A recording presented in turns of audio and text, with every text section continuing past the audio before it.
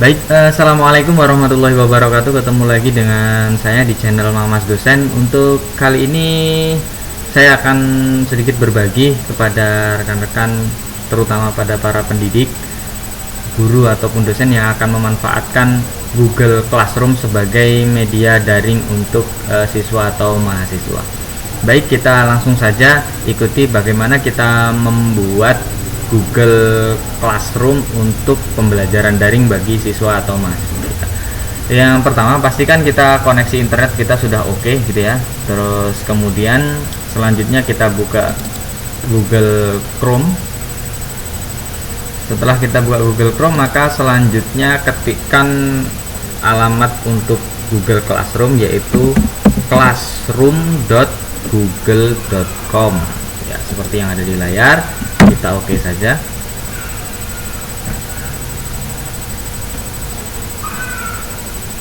Ya, jadi sudah terbuka seperti ini, maka Bapak Ibu diminta untuk memasukkan akun email, tetapi dari Gmail ya, bukan yang lainnya. Begitu, saya rasa Bapak Ibu semuanya sudah mempunyainya. Tinggal masukkan saja. Saya di sini pakai bidanratnakece@gmail.com. Kemudian klik berikutnya. Nah, kemudian masukkan kata sandi Bapak Ibu semua, kata sandi dari Gmailnya. Maka jangan sampai lupa. Setelah dimasukkan, maka klik login.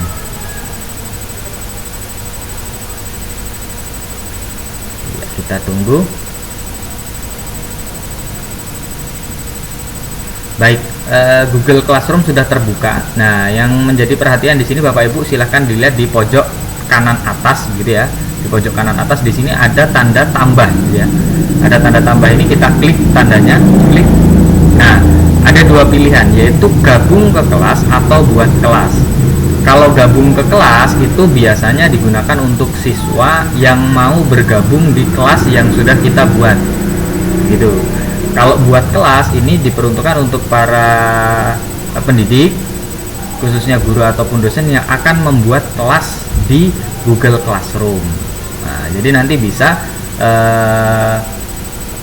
siswa atau mahasiswa diarahkan untuk mengklik gabung kelas dan kemudian masukkan kode yang nanti ada di kelas kita. Tapi sekarang di sini tutorialnya adalah membuat kelas, maka kita akan buat kelas terlebih dahulu. Kita klik untuk buat kelas. Nah, kemudian ada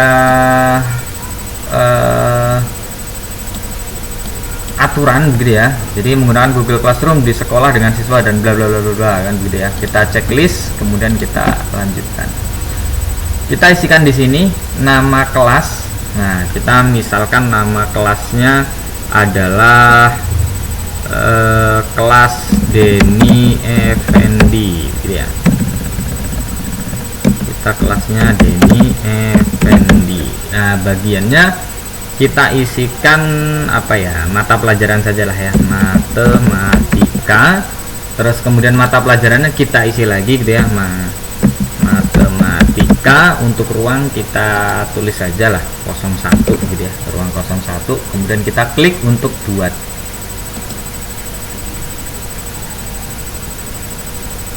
Kita tunggu.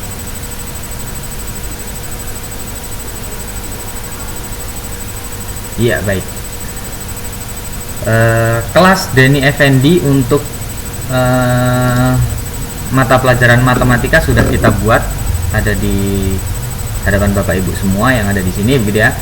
Di sini ada kode kelas gitu ya, ada kode kelas, dan ketika kita arahkan kursor ke sini ada tulisan tampilkan.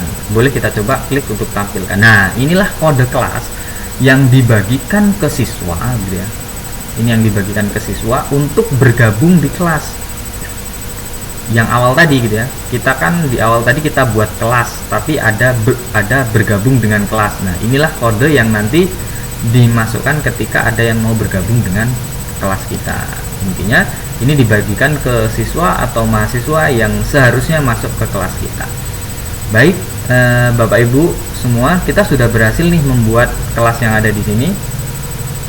Andaikan kita tidak cocok dengan apa yang kemudian sudah kita tuliskan tadi, di sini ada pengaturan gitu ya, kita bisa atur ulang lagi tadi, oh harusnya nggak matematika nih begitu ya, atau harusnya bukan Denny Effendi nih, harusnya ruangnya berapa, mata pelajarannya salah gitu.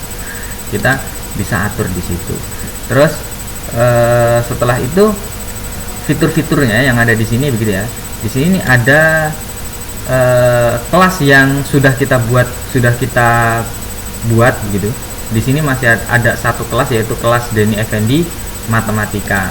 Nah, ketika kita klik di kelas di sini begitu ya, kelas di sini. Nah, di sini akan tampilan utamanya sebenarnya kita bisa membuat banyak kelas gitu. Banyak kelas. Jadi di sini misalkan nanti ada Denny Effendi kelas 7D begitu ya. Nah, seperti itu. Kita klik lagi ini kelasnya.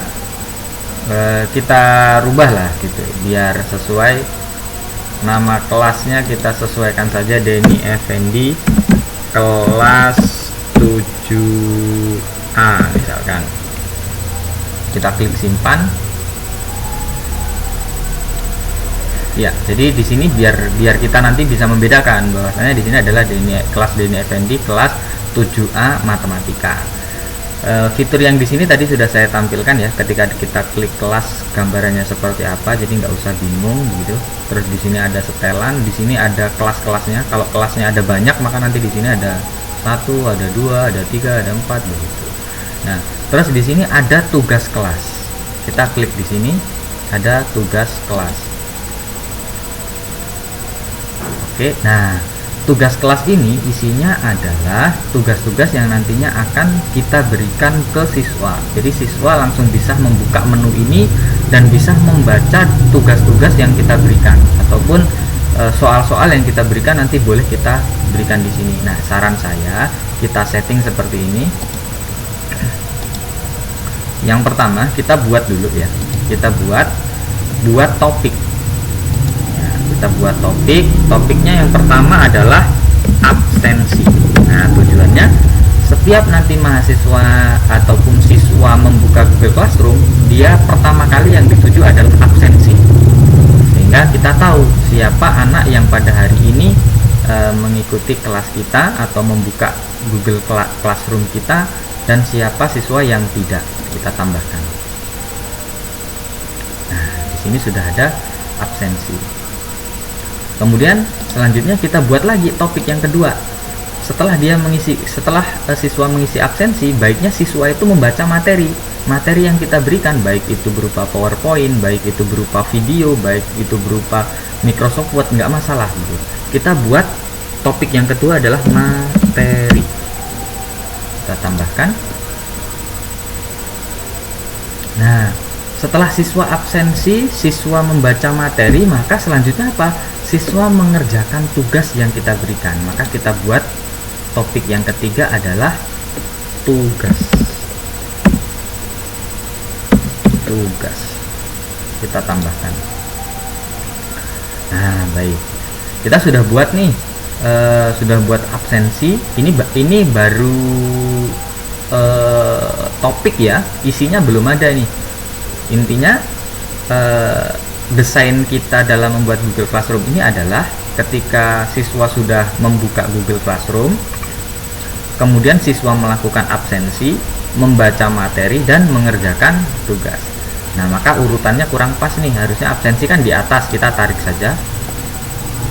Nah, setelah absensi baca materi dulu, maka materi yang nomor 2 kita tarik saja. Iya, jadi desainnya sudah pas, absensi, materi, dan mengerjakan tugas. Oke, sampai di sini untuk tugas kelas. Nanti akan saya lanjutkan. Selanjutnya ada menu anggota. Nah, di sini ada guru gitu ya. Guru adalah login kita. Tadi namanya adalah Ratna Rosita. Terus siswanya, nanti siswa yang bergabung kita sudah tahu di sini ada berapa siswa yang bergabung dengan kode yang kita berikan tadi. Nah, terus selanjutnya ada nilai. Nah, nilai ini adalah tugas-tugas yang tadinya dikirimkan ke kita bisa nilai dan nilainya bisa masuk ke sini. Jadi seperti itu gambaran secara umum mengenai Google Classroom. Mungkin ini fitur yang kemudian bisa saya jelaskan gitu. Oh iya, yang di awal ya, di sini ada forum. Di forum ini kita bisa diskusi nih dengan siswa yang sudah hadir di sini, yang sudah masuk di sini. Kita bagikan sesuatu dengan kelas Anda. Nah, jadi kalaupun ada informasi apapun begitu, kita bisa klik yang ada di sini begitu. Kita tinggal ketikkan saja informasi apa yang ingin dibagikan ke siswa pada hari ini. Nanti siswa juga akan membaca itu. Nah, pun juga bisa dikomentari oleh siswa. Jadi seperti itu fitur-fitur dari Google Classroom gitu ya. Kita tadi sudah dari awal cara membuatnya dan sudah dijelaskan bagaimana fitur yang ada di sini. Itu saja ya yang dapat saya berikan pada video tutorial kali ini.